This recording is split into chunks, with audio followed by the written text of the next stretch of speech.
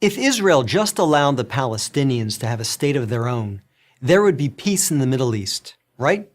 That's what you hear from UN ambassadors, European diplomats, and most college professors. But what if I told you that Israel has already offered the Palestinians a state of their own, and not just once, but on 5 separate occasions? Don't believe me? Let's review the record.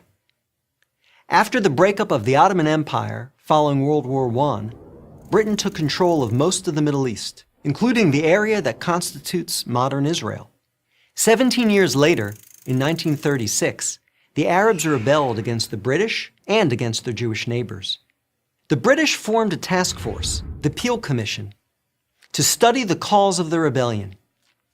The commission concluded that the reason for the violence was that 2 peoples, Jews and Arabs, wanted to govern the same land.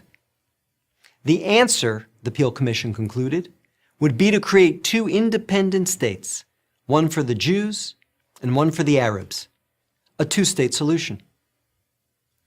The suggested split was heavily in favor of the Arabs. The British offered them 80% of the disputed territory, the Jews the remaining 20%.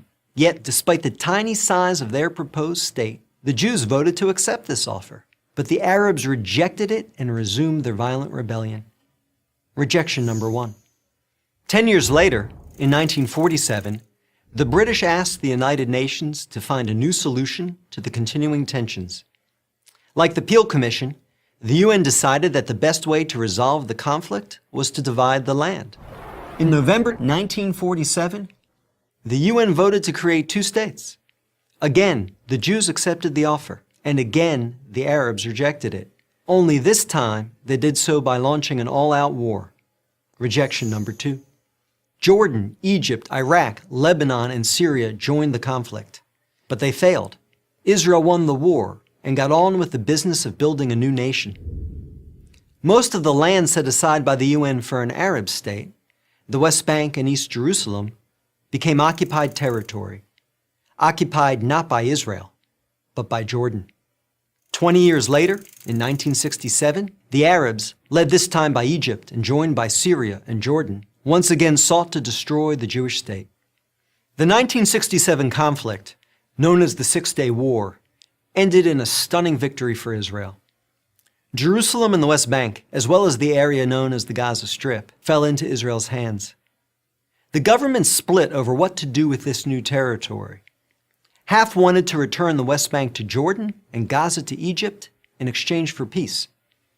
The other half wanted to give it to the region's Arabs, who had begun referring to themselves as the Palestinians, in the hope that they would ultimately build their own state there. Neither initiative got very far. A few months later, the Arab League met in Sudan and issued its infamous 3 no's. No peace with Israel, no recognition of Israel, no negotiations with Israel. Again, a 2-state solution was dismissed by the Arabs, making this rejection number 3. In 2000, Israeli Prime Minister Ehud Barak met at Camp David with Palestinian Liberation Organization Chairman Yasser Arafat to conclude a new 2-state plan. Barak offered Arafat a Palestinian state in all of Gaza and 94% of the West Bank, with East Jerusalem as its capital. But the Palestinian leader rejected the offer. In the words of U.S. President Bill Clinton, Arafat was here 14 days and said no to everything. Instead, the Palestinians launched a bloody wave of suicide bombings that killed over 1,000 Israelis and maimed thousands more on buses, in wedding halls, and in pizza parlors. Rejection number 4. In 2008, Israel tried yet again. Prime Minister Ehud Olmert went even further than Ehud Barak had, expanding the peace offer to include additional land to sweeten the deal. Like his predecessor, the new Palestinian leader, Mahmoud Abbas, turned the deal down. Rejection number 5. In between these last 2 Israeli offers, Israel unilaterally left Gaza, giving the Palestinians complete control there. Instead of developing this territory for the good of its citizens, the Palestinians turned Gaza into a terrorist base from which they have fired thousands of rockets into Israel. Each time Israel has agreed to a Palestinian state, the Palestinians have rejected the offer, often violently. So if you're interested in peace in the Middle East, maybe the answer is not to pressure Israel to make yet another offer of a state to the Palestinians. Maybe the answer is to pressure the Palestinians to finally accept the existence of a Jewish state. I'm David Brog, Executive Director of the Maccabee Task Force for Prager University.